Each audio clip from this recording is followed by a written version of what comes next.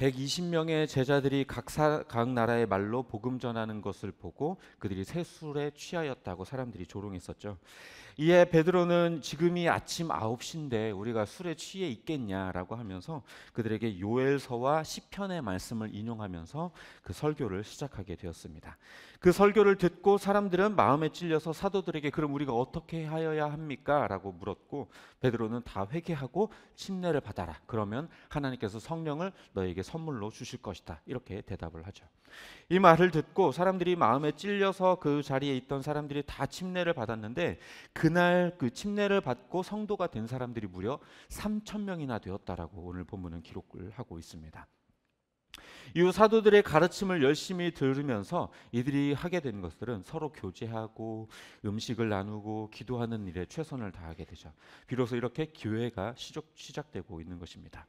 게다가 하나님께서 사도들을 통해서 놀라운 기적들을 보여주셔서 사도들로 하여금 교회를 지키고 세워갈 수 있도록 또 하나님께서는 도와주시기도 하셨습니다.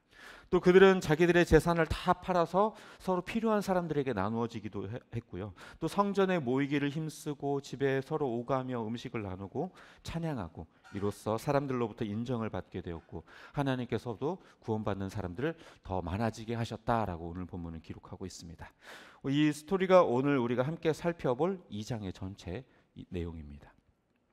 우리는 먼저 베드로가 인용했던 이 요엘서의 말씀을 이해할 필요가 있는데요. 마침 우리가 지금 큐티를 하고 있는 본문이 마침 또 요엘서예요. 신기하죠? 신기하게 물론 아직 2장까지 가지는 않았지만 베드로가 인용했던 이 요엘서의 말씀은 요엘 2장 28절에서 32절의 본문입니다. 이 요엘서에서 뭐라고 이야기를 하고 있냐면 하나님의 때가 되면 그 종말의 때 마지막 때가 되면 내가 나의 영으로 모든 사람들에게 부어주겠다. 그렇게 되면 자녀들이 예언을 하게 될 것이고 노인들이 꿈을 꾸고 또 젊은이들이 환상을 보게 될 것이다. 이런 이야기를 하면서 또 그 종말의 때에 이 하늘과 땅에 놀라운 기적들이 일어나는데 그것이 불과 피의 기적들이고 연기들이 있을 것이다. 그리고 해가 어두워지고 또 달이 붉어지게 될 것이다. 이렇게 이야기를 하게 됩니다. 여기서 하나님의 때라고 하는 것은 종말을 의미하게 되는 것인데 이 종말은 하나님으로부터 이 세상이 종말 완전히 끝나게 되는 그 순간만을 의미하는 게 아니라 예수님께서 이 땅에 오신 그 초림 때부터 예수님께서 다시 오실 재림의 때까지 그러니까 2000년 전부터 지금까지 계속 연결되고 있는 기간을 의미하는 게 종말이에요. 어느 한 순간 세상이 끝나는 그 순간이 아니라 예수님이 오신 순간부터 세상이 완전히 끝나는 그 순간까지의 전체의 기간을 우리는 종말이라고 이야기를 합니다. 그러니까 다시 말해서 하나님의 때, 이 종말의 때라고 하는 것은 이미 예수님이 초림하셨던 이 순간부터 시작되었다라는 거죠. 그러니까 예수님께서 약속하셨던 그 제자들에게 약속하셨던 그 성령이 모든 사람에게 임하게 되는 때가 바로 지금이다 라고 이야기를 하고 있는 거죠. 예수님께서 초림하시고 이제 승천하신 이 순간부터 이제 종말이 시작되었고 이제 성령이 모든 사람들에게 부어지는 때가 되었다라는 것을 이 많은 사람들에게 이 이야기를 하고 있는 것입니다. 그리고 베드로는요 여기서 멈추지 않고요 계속해서 말씀을 전하는데 이 22절부터 36절에 걸쳐서 예수 그리스도의 사역과 죽음 그리고 부활과 승천에 관한 이야기를 우리에게 전해주고 있습니다. 먼저 22절에서는요 예수님께서 분명 이 땅에 계시는 동안 놀라운 기적과 표적으로 자신이 누구인지 보여주셨다라고 이야기를 하면서 이건 너희도 이미 알고 있다. 너희도 아는 바이다. 이렇게 얘기를 하고 있죠. 그러니까 지금 이 설교를 듣고 있던 자들도 예수님께서 보이셨던 놀라운 기적들을 보거나 듣거나 어떻게 해서든지 분명히 알고 있었다라는 거죠. 그리고 지난 본문에서 제자들이 방언으로 하는 말을 듣고 그들이 뭐라고 이야기를 하냐면 저들이 어떻게 하나님의 큰 일들을 이야기하고 있느냐라고 얘기했었죠. 그런 것으로 보아 이 사람들은 유대교인들이었던 것으로 보여집니다. 그러니까 사실 예수님에 대해서 들었고 보았고 알았을 것입니다. 그죠? 유대교가 예수로 인해서 위협당하고 있었기 때문에 예수를 거절한 것이지 모르지는 않았을 거라는 거죠. 또 베드로는요, 예수님의 죽음에 관하여서도 언급을 하기를 너희가 예수를 죽였다 이렇게 얘기를 합니다. 물론 자기의 직접 손으로 피를 묻힌 것은 아니지만 무법자들의 손을 빌려서, 이 무법자라고 하는 것은 빌라도와 로마 군사를 이야기하는 겁니다. 그들의 손을 빌려서 너희들이 예수님을 죽음으로 내몰지 않았느냐 이렇게 이야기를 하고 있어요. 뿐만 아니라 근데 그 뒤에는 또 뭐라고 이야기를 하냐면 예수님께서 죽음으로 끝나지 않고 부활하셨다, 살아나셨다. 그러면서 이 시편 16편 8절에서 11절의 말씀을 인용하면서 이 예수님의 부활이 다윗을 통해서, 다윗의 입을 통해서 이미 예언된 말이었다라고 기록을 하고 있죠. 특히 27절에서, 오늘 본문 27절에서 뭐라고 얘기를 하냐면 지옥에 버리지 않고 썩지 않게 하신다라고 하는 이 말을 예수님의 부활을 가리키는 것이라고 베드로는 해석했던 것이에요. 사실 이 본문은 다윗이 자기 고백적인 말로 기록한 시편이긴 하거든요. 하나님께서 나의 영혼을 지옥에 버리시지 않고 내 육체를 썩지 않게 하셨다, 이렇게 시편에서는 기록을 하고 있는데, 이것을 다윗의 고백을 예수님의 부활에 관한 예언의 말씀이었다라고 해석을 하고 있는 거예요. 그러면서 베드로는 자신들은 예수의 부활을 직접 목격했고 우리가 바로 증인이다. 너희가 예수를 죽였지만 하나님께서 그를 살리셨고 우리가 그것을 목격했다, 분명하게 보았다라고 이야기하면서 그것은 이미 성경에 예언된 바였다라고 그들에게 설명을 하고 있는 것입니다. 그래서 이 다시 살아나신 예수님께서 우리에게 성령을 약속하셨고 너희가 보는 것처럼 우리가 그 성령을 받은 것이다 라고 그들에게 이야기하고 있는 것이죠. 또 33절에서 36절에서는 이 예수님의 승천에 관한 설교를 하고 있는데요, 시편 110편 1절에서 예언되었던 일이다 이렇게 이야기를 하고 있습니다. 그러니까 예수님의 사역과 죽음 그리고 부활과 승천이라고 하는 이 일련의 사건들은 성경에 이미 예언되었던 일들이었고 우리가 다 목격한 바였고 우리가 다 알고 있는 바다, 이렇게 이야기하고 있는 거죠. 그래서 이 설교를 듣고 무리들은요, 마음에 찔림을 받았어요. 자기들이 메시아이신 예수님을 죽였구나 하는 생각이 그 순간 들었겠죠. 하지만 그들이 예수를 죽인 것에 대한 마음의 찔림을 받은 것은 이 베드로의 뛰어난 설교 때문이 아니라 성령 하나님의 역사 때문이에요. 성령 하나님께서 전하는 자, 이 베드로의 입술을 지키셔서 강력하게 그 말씀을 전하게 하셨고 담대하게 말씀을 전하게 하셨고 또 듣는 자로 하여금 그 말씀을 받아들이고 마음에 찔림이 있게 하셨고 그들의 마음을 열어주셨고 그들의 귀를 열어주셨던 거예요. 성령께서 그들의 전하는 자와 듣는 자 사이에서 그 통로의 역할로서 그들을 다 아우르셨던 거예요. 그렇게 그들은 베드로의 권면에 따라서 그렇게 회심하고 침례를 받아 그리스도인이 되었습니다.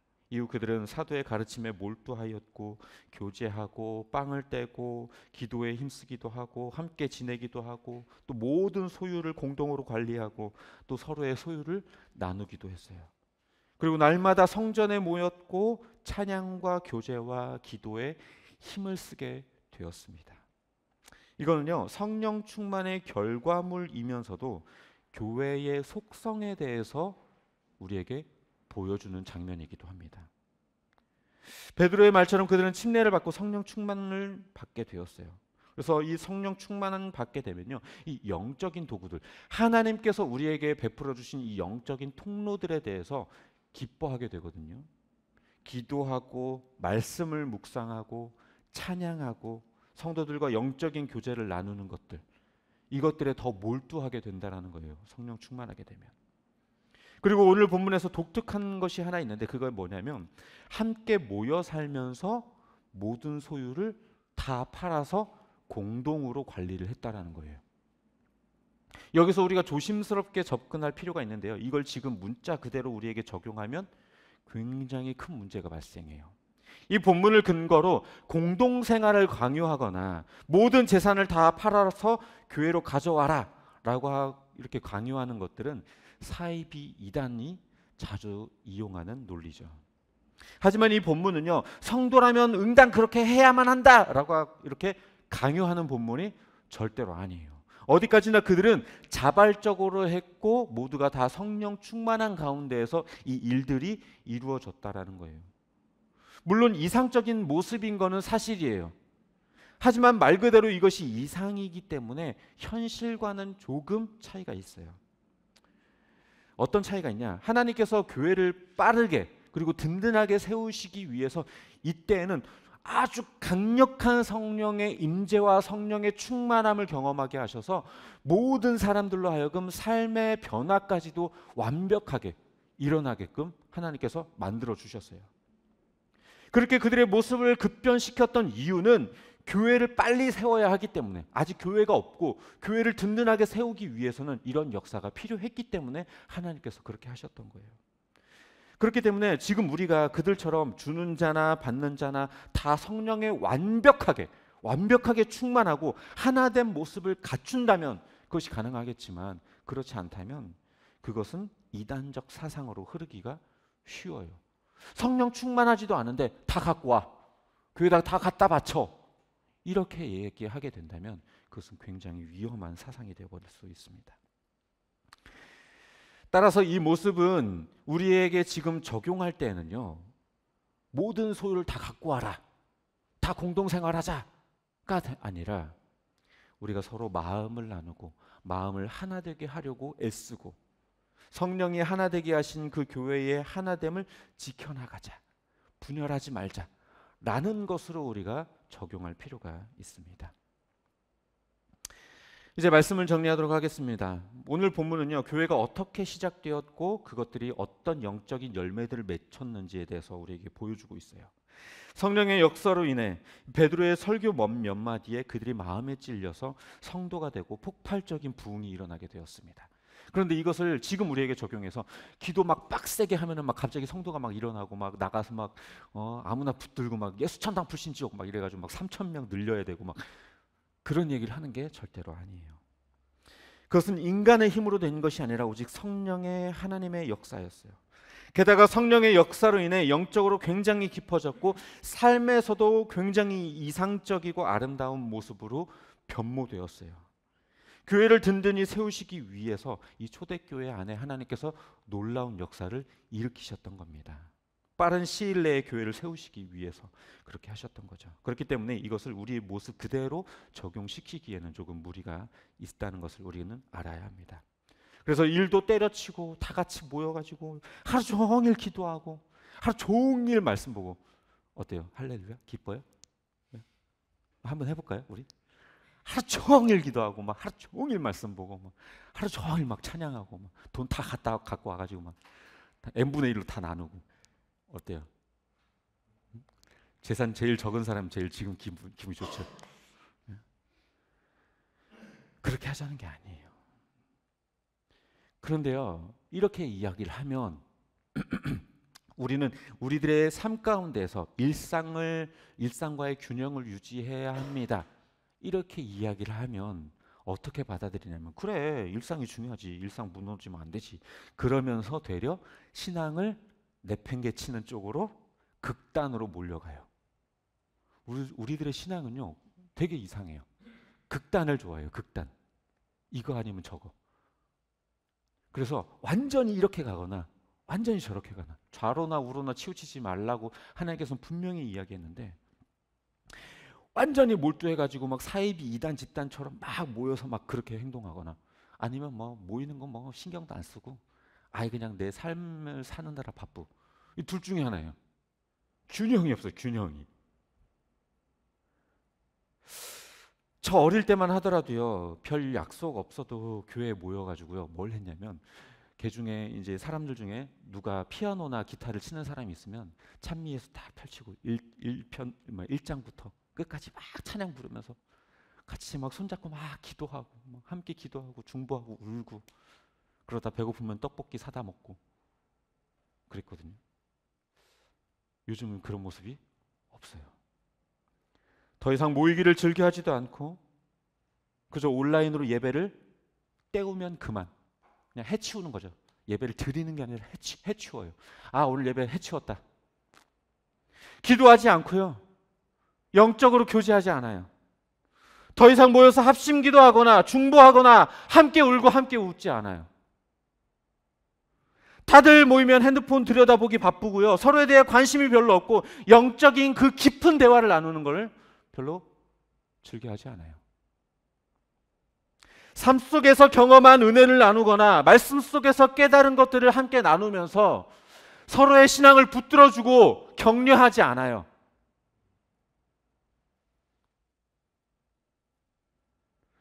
내 것을 나누는 걸 극도로 싫어하고 내 속에 있는 이야기를 꺼내는 것 굉장히 꺼려하고요. 지극히 개인주의적이고 공동체 안에 녹아들기를 싫어해요. 그래서 어떻게 하면 큰 교회에 등록해서 그냥 예배 그냥 드리고 그냥 도망치는 사람도 있죠. 혹은 그것도 싫어가지고 그냥 온라인으로 예배 드리고 끝. 비록 우리가 오늘 본문에 등장하는 사람들처럼 모든 소유를 나누고 날마다 모여서 기도하고 하루 종일 말씀을 묵상하고 찬양하며 함께 중보하고 모든 것을 다 나누는 사람들이 되지는 못하더라도 적어도 마음을 나누고 서로에 대한 관심을 갖고 기도 제목에 대해서 관심을 가지며 이 사람에게 어떤 문제가 있는가, 어떠한 걱정과 염려와 기도 제목이 있는가, 함께 영적인 교제를 나누고 내 안에 있는 하나님이 내게 베풀어 주신 그 은혜에 대해서 서로에게 전해주면서 내 삶 가운데 이런 은혜가 있습니다. 당신에게도 이런 은혜가 있기를 원합니다. 내가 기도하겠습니다. 가 되어야 되지 않을까요? 그게 교회의 모습 아닐까요? 누군가 힘들어하는 사람이 있다면 권면하여 주고 붙들어 주고 예배에 빠지는 사람이 있으면 무슨 일이 있는지 관심을 가져주고 빠지지 않도록 권면하고 어떤 문제가 있다면 말씀으로 그 길을 보여주고 조금이라도 도움이 될 수 있는 것이 있다면 최선을 다해 돕는 것, 그게 진정한 교회의 모습 아닙니까? 남의 문제에 관심 없고 중보하지 않으며 다른 사람의 기도의 제목에 관심이 없어요. 오로지 내 기도, 오로지 내 소망, 나눔 없어요. 구제 없어요. 함께 모여서 찬양하고 정말 뜨겁게 서로를 위해 중보하는 것 없어요. 정말 한 마음이 되어서 하나님께 온전히 올려드리는 예배, 글쎄요, 죄송하지만 없어요.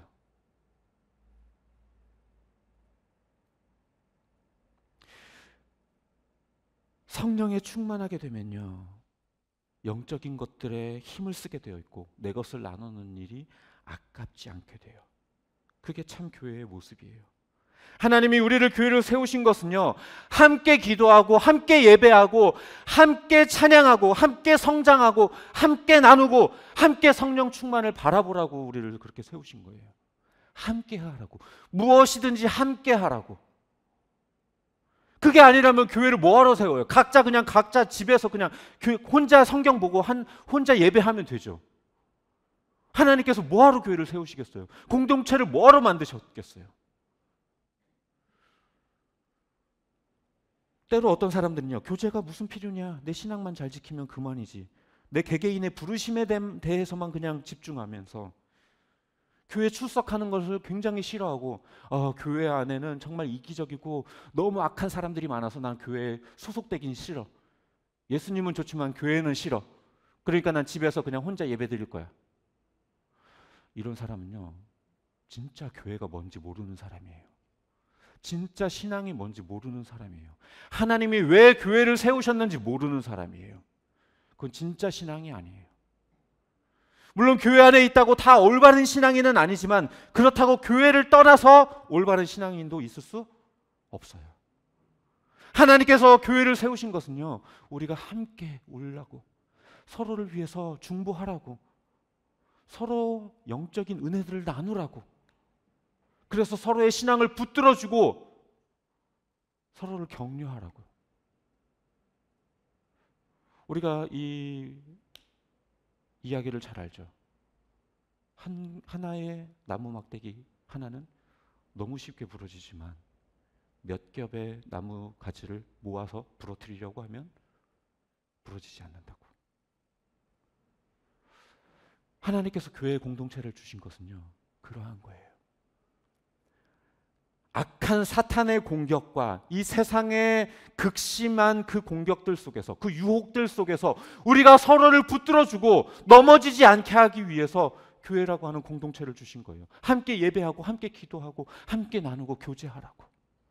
그래서 누군가 어떠한 문제로 인해서 신앙이 약해지고 무너지려고 할 때 서로를 붙들어주라고.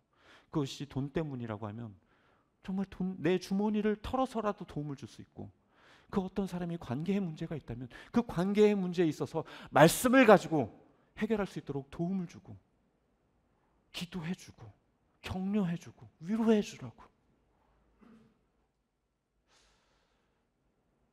과연 현대 기독교 안에, 현대 교회의 모습 안에 이러한 모습들이 얼마나 남아있는가 고민해 볼 필요가 있지 않을까요?